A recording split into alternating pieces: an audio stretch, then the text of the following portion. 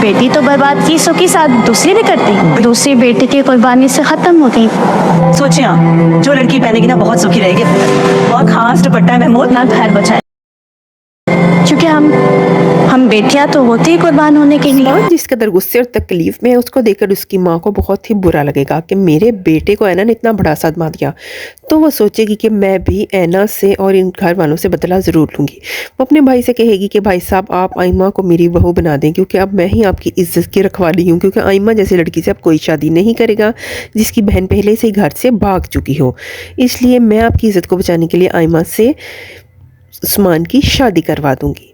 असल में उसकी नीयत होगी कि वो आइमा से बदला लेके उसने ऐना को क्यों घर से भगाने में उसकी मदद की, और दूसरी तरफ वो चाहती है कि उसके भाई की सारी मालो दौलत का अकलौता वारिस बन जाए उसका बेटा। इसलिए वो चाल चलेगी और आइमा को अपनी बहू बनाने की तरकीब सोचेगी। मगर उस्मान अपनी माँ को दे देगा साफ साफ जवाब, लेकिन उसकी माँ उसको ये सारी स्कीम समझाकर इस काम के लिए मना ही लेगी। आइमा की माँ बहुत ही शोर बर्पा करेगी और अपने शोहर को प्यार मोहब्बत से समझाएगी कि ऐसा मत करें, लेकिन वो कहेगा कि नहीं, मेरी बेटियों ने मेरी इज्जत को नीलाम कर दिया, मुझे उन पर भरोसा नहीं रहा। तो आइमा कहेगी कि बाप तो अपनी बेटियों की इज़्ज़त के रखवाले होते हैं, आप कैसे बाप हैं जो खुद हमसे जान छुड़वाने के लिए हमें कहीं भी फेंक रहे हैं। तो उसका बाप कहेगा कि तुमने मेरे साथ पहले बहुत धोखा किया है, अब मैं तुम पर एतबार बिल्कुल भी नहीं कर सकता। आइमा गुस्से में अपने माँ बाप की दुआएं लिए बगैर, उनकी तरफ देखे बगैर घर से रुखसत हो जाएगी।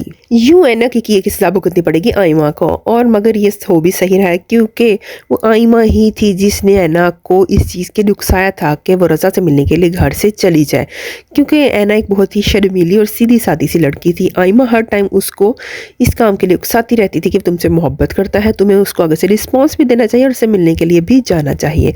इवन के ऐना की माँ को इस काम के लिए मनाने वाला भी सिर्फ और कोई नहीं, आइमा ही थी। आइमा को अपने किए की सज़ा मिल रही है, मगर इतनी बड़ी सज़ा भी आइमा डिज़र्व नहीं करती थी कि उसको एक ऐसे शख्स के साथ ब्याह दिया जाए जो कि बहुत ही बुरी फितरत का मालिक है। और आइमा की माँ ये बात बहुत अच्छी तरह जानती है, उस्मान एक बहुत ही बुरी फितरत का इंसान है और उसकी बेटी आइमा को कभी भी खुश नहीं रखेगा।